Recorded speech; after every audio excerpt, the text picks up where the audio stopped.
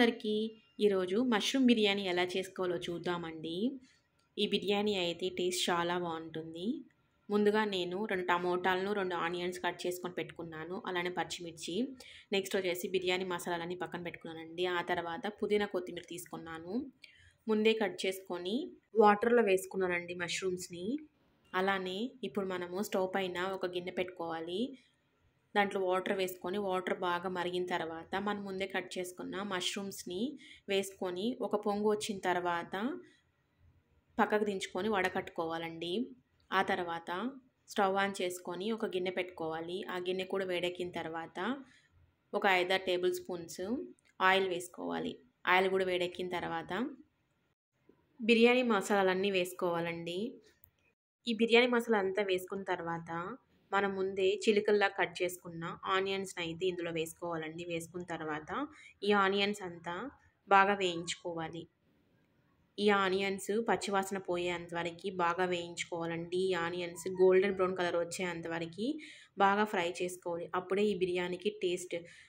ఇందులోనే పచ్చిమిర్చి అయితే వేసుకుందామండి. నేను పచ్చిమిర్చిని ఏం కట్ చేసి వేసుకోవడం లేదు, డైరెక్ట్ అలానే వేసుకుంటున్నాను.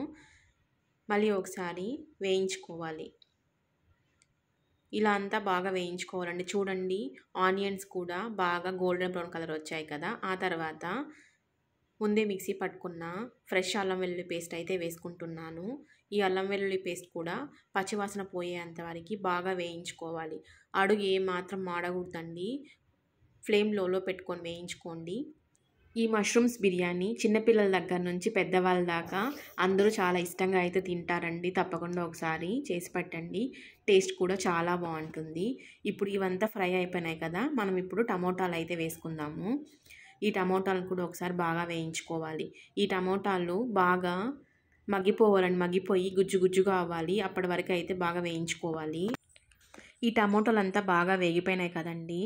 ఇప్పుడైతే మనము ఇందులో కొంచెము పసుపు వేసుకుందాము. నేను చిటికెడంత పసుపు మాత్రమే వేసుకుంటున్నాను. అలానే కల్లుప్పు వేసుకుంటున్నానండి. కొంచెము 2 టేబుల్ స్పూన్స్ వరకు కారం పొడి, 1 టేబుల్ స్పూన్ ధనియాల పొడి. కారం పొడి ధనియాల పొడి వేసుకున్నాం కదండి. వీటన్నిటిని ఒకసారి వేయించుకుందాము. అడుగు ఏమాత్రం అంటకుండా అంట లోనే పెట్టుకొని వేయించుకోవాలి. ఇందులో కొంచెము గరం మసాలా అయితే వేసుకోవాలి. వేసుకున్న తర్వాత మళ్ళీ ఒకసారి వేయించుకోవాలి. మసాలాలంతా బాగా వేగినాయి కదండి. ఇప్పుడైతే ఇందులో మనము 1 కప్పు వరకు వాటర్ అనేది యాడ్ చేసుకుందాము. అలానే కొంచెము కొత్తిమీర, పుదీనా అయితే వేసుకొని మళ్ళీ ఒకసారి బాగా మిక్స్ చేసుకోవాలి. ఈ మనం వేసిన వాటర్ అంతా బాగా బాయిల్ అయ్యేసి దగ్గరికి రావాలండి. ఈ మసాలా అంతా బాగా దగ్గరికి రావాలి. చూడండి ఎలా వస్తుందో. ఆయిల్ అనేది కూడా పైకి రావాలి. ఇదంతా బాగా దగ్గర పడింది కదండి. ఇప్పుడైతే మనం ఇందులో మష్రూమ్స్ అయితే వేసుకుందామండి. మష్రూమ్స్ వేసుకున్న తర్వాత ఒకసారి బాగా వేయించుకోవాలి. ఈ మసాలా అంతా మష్రూమ్స్కి బాగా పట్టాలండి. పట్టి బాగా వేగిన తర్వాత ఆయిల్ అనేది పైకి వస్తుంది. ఆ స్టేజ్లో మనము ముందే కడిగి నానబెట్టుకున్న రైస్ అయితే యాడ్ చేసుకోవాలండి. ఇలా రైస్ అంతా యాడ్ చేసిన తర్వాత మళ్ళీ ఒకసారి బాగా కలుపుకోవాలి. ఈ మసాలా మష్రూమ్స్ అంతా బాగా మిక్స్ అయ్యే విధంగా రైస్ని అయితే బాగా కలుపుకోవాలి. కలుపుకొని అనేది యాడ్ చేసుకోవాలండి. నేను 3 కప్పులు రైస్ అయితే వేసుకున్నాను. 3 కప్పులకి 6 కప్పులు చొప్పున వాటర్ అనేది యాడ్ చేసుకున్నాను.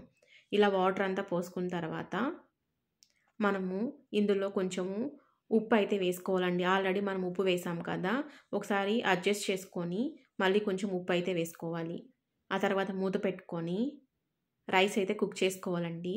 అంతే అండి, మన మష్రూమ్ బిర్యానీ అయితే రెడీ అయిపోయింది. చూడండి ఎలా వచ్చిందో. టేస్ట్ కూడా చాలా బాగుంటుందండి. వేడి వేడిగా తింటూ ఉంటే గొంతులో అలా దిగిపోతూ ఉందండి. అంత బాగుంది టేస్ట్ అయితే మాత్రం. మీకు నచ్చిందా? ఒకవేళ నచ్చినట్లయితే తప్పకుండా ట్రై చేసి ఎలా వచ్చిందో కమెంట్ చేయండి. కానీ మీలో ఎవరైనా ఫస్ట్ టైం నా ఛానల్ చూస్తున్నట్లయితే లైక్ చేయండి, షేర్ చేయండి, సబ్స్క్రైబ్ చేసుకోవడం మాత్రం మర్చిపోకండి. Thanks for watching.